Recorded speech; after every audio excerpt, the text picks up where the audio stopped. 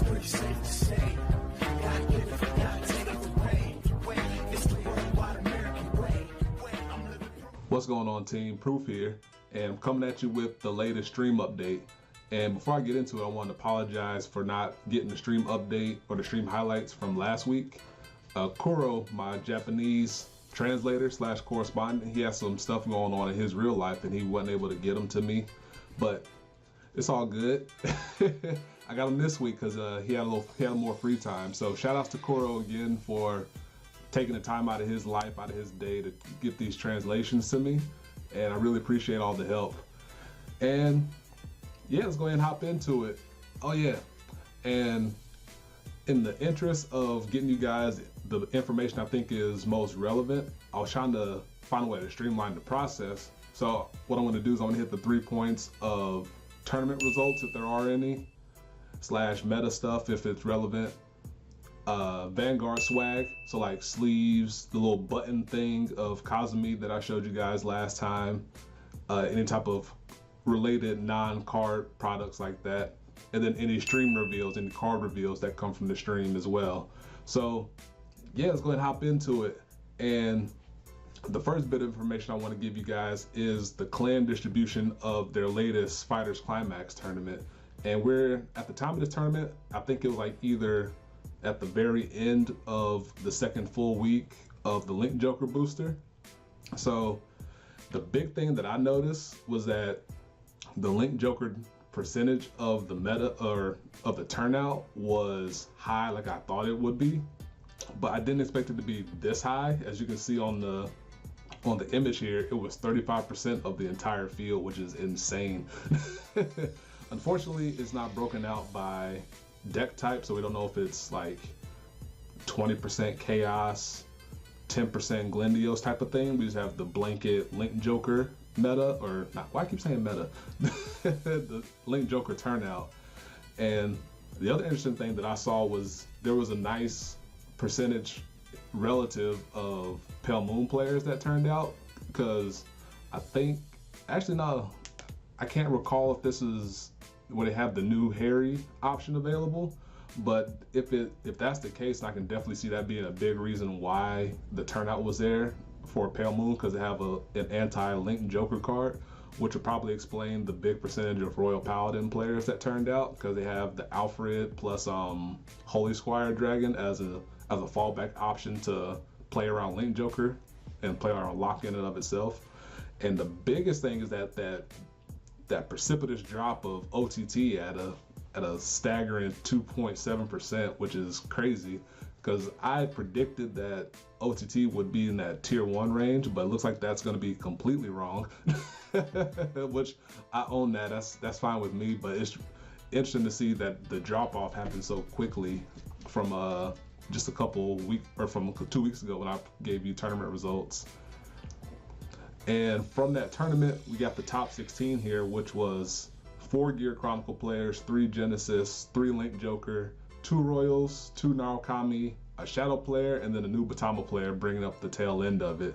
And that's not surprising. Well, actually it is kind of surprising because Genesis being here, because we know that the Wiseman loop is the go-to deck for them, and generally it has a small issue with Link Joker, but at the same time, Wiseman can function off of having that one front row rear guard slot available to them. So it seems like the Genesis players have been going that route, and then teching in Poker most likely. And as I'm about to show you guys, a Genesis player actually won the entire tournament. So shout outs to them for coming out up over the field. And then the rest of the top 4 was Gear Chronicle, Link Joker, and Royal Paladin. And I actually have the Genesis winning list here because they provided to us in the stream. My biggest takeaway from the winning list here is that they played 10 grade 3s to make space for a couple new Fenrir, just as a way for either countercharging or for just stacking the deck, or for getting that last piece, maybe that last Taro piece that they need into the soul, just as a selective search option. And they played 9 grade 2s, which was a very interesting way to go about it. And as you can see, I have that Tech 1 Poker just for the Link Joker matchup as well. And in the grade 1 slots, they also put in that Tech 1 Kano for another means around Link Joker, and it also helps against other matchups as well at the same time. So it's like taking the 2 Procure and splitting them and then putting one into the grade 1 option just for a more general play around option. So kudos to the Genesis player for taking that W amidst all the Link Joker that was available. It'll be interesting to see if more tournaments are going to follow this tournament and more, maybe a bigger Genesis turnout in the future. It'd be cool to see if in the next stream highlights if they have another tournament that I can break down for you guys. So there was also a Try 3 tournament that took place as well recently, and the winning team was Chaos Link Joker, Luard, Shadows, and then another Wiseman Genesis player. And I also have those deck lists for you as well.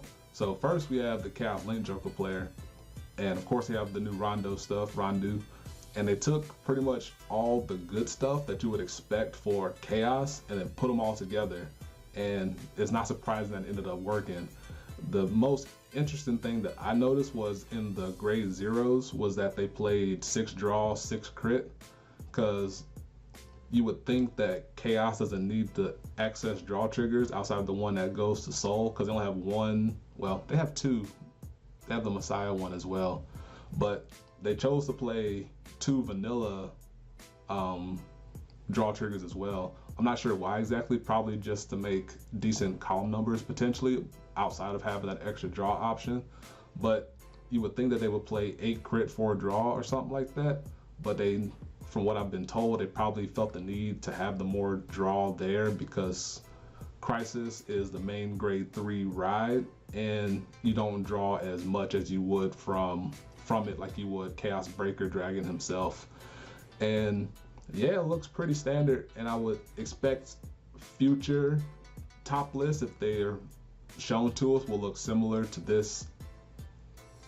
And then for the Luard player, played 8 grade 3s, which makes sense just because Fola is incredibly good, and then you have the redundancy in Nause, which is an incredibly strong grade 2 option.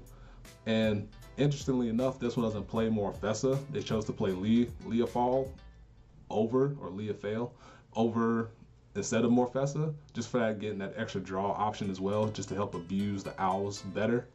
And then of course they played the 1 Governor. And for the grade 0s for Luard, it's cool to see that it's a rainbow option, because usually, at least the trends have been here in America, is that it's been 8 crit and then Raven if you play it. But it seems that the trend now, at least in Japan, is going for a rainbow lineup, just because that Howl Out can help fill Soul, help you get your extra draws, help you dig a little bit deeper potentially for pieces that you might need.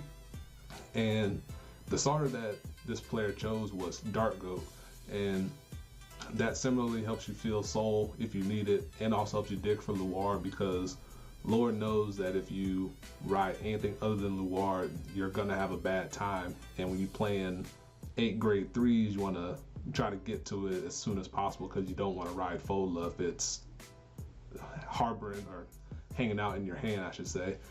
And then for the Genesis player, as we can see, it's slightly different from the Fighters Climax winning list, but at the same time they also have the Tech 1 Procure and the Tech 1 Kano as well. And this one also chose to play an actual Forerunner, which I didn't mention in the Climax winning list, was that they played just straight 16 grade 0s and likely played Taro as the main starting option, just to guarantee a Taro into the Soul. So it's cool to see the different lists take shape, but at the same time the winning image, quote unquote, is very similar. So it's cool to see how the meta is shaping up. And then in the swag portion of this update, we got at this, well, how do I word this? With the new Night Rose and the new Harry Stride promos, they also have deck boxes, a whole set, which includes a deck box, probably a carrying case, and then the sleeves for it as well. And they look pretty fly, not gonna lie. Bars.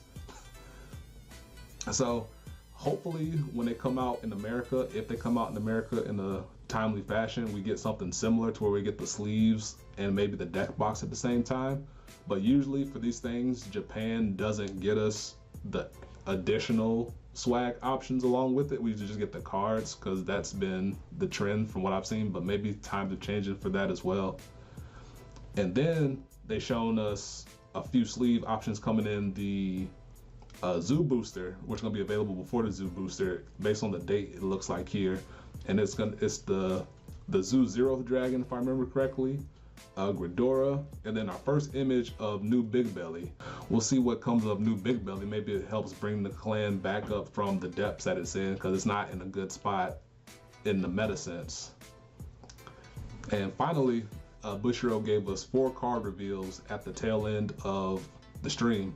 The first one being grade 1 for Angels, Black Talent Lila. And it's cool to see that Angels get a pretty consistent 13k booster because she gets plus 6,000 power, and it gives you another means of power columns that's not Broken Heart shenanigans or any other means of gaining power, because I don't recall, or I'm not too keen on other means of gaining power in Angels, but it's cool to see they get a pretty consistent big booster, and it can help feed rescue because you can call her off of Gavrel's stride skill, or one of the other means of calling stuff from the drop, or calling stuff from the damage zone, my apologies. And yeah, it's just a nice little consistently big booster that they got available to them. And then the second card that they gave us was Antibody Pegasus, and it gives Angels a nice resist unit. And I'm jealous, of course, because Spikes don't have a resist unit as of yet.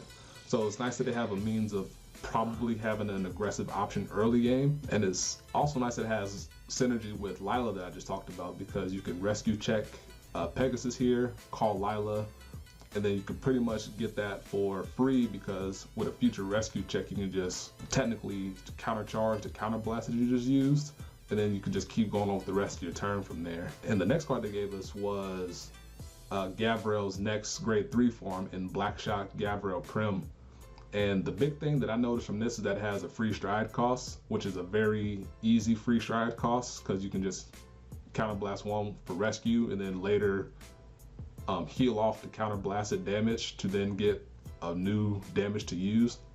So you pretty much have a free stride for no cost at all, because it's very easy to get that counterblast back. As per her stride skill itself, it's cool that they kind of went back to the old roots of some Angel Feather cards where it was a hand fixing option. So you would mainly use it to get back like your PGs, your 10k shields, or in this case, PGs heals and 10k shields, just to help fortify your hand for future turns. Because you get a lot of, from what I understand, a lot of free calls from your other cards, to where using this to help fortify your hand helps you get to the latter portions of the game. Maybe build to your GB8, maybe build to Black Seraph Gavrel, or you could probably build to the last card they revealed, which was Gavrel's second stride form in Fantastic Seraph Gavrel Eden. Unfortunately, the calls off of Gavrel Eden, well, the cards that go to the damage zone off her are turned face down, so you can't use it for certain shenanigans. But in exchange for that, you get pretty much a free field. So this kind of goes in line with Black Shock's stride skill. So you can do the hand fixing, where you can add cards that you need to have in your hand for protection, while at the same time fortifying your damage zone to keep them safe, technically, to then call them out with Gavrel Eden in the future to help set up the ideal board scenario. And you can do the same thing with your rescue checks and your selective calls and stuff like that. So it'll be interesting to see what comes of the deck once everything is fleshed out.